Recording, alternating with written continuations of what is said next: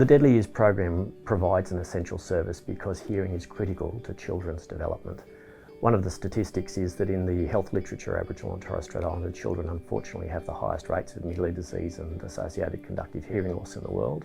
And they don't get the stimulus that they otherwise would get from the world around them. They can't hear their mum and dad talking to them, they can't hear their local stories. They can't develop upon a trajectory that supports them to be, for example, school ready by the time their school years come around. That then might play out in their ability to enjoy school. If you don't have a good experience in education, then you might not present yourself with the opportunities that otherwise should present. You might not be in a position where you can get a good job. So that cascading negative trajectory for a child who might otherwise go on without any intervention for their ears and hearing is not a good one. And that's part of the reason why we exist, to make that positive intervention early to set these kids off and fulfil their potential. The Deadly Ears program goes into these local communities because in the very first instance we're invited by the local communities to come and see their children. These communities recognised that there was an unacceptable burden of middle ear disease and conductive hearing loss in their communities, and living remotely they have very little access to a specialist tertiary service, and especially a service that can do surgery in a local community. So we have good attendance. By and large, we're probably one of the best attended outreach services that goes to a remote community, thereby underscoring the value that the families place in the work that we do, and we're very grateful for that. When you work with Aboriginal and Torres Strait Islander families, you have a great sense of purpose, you have a great sense that you can make a positive difference. They're a joy to engage with, to support, to learn from.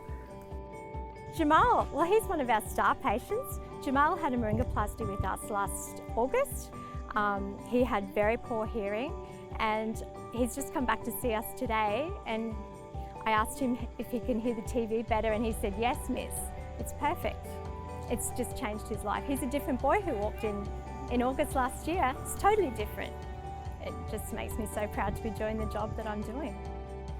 If I reflect on the last 12 years, I think the greatest achievement is not only the ability to support families from across Queensland, it's to have the support of an amazing team.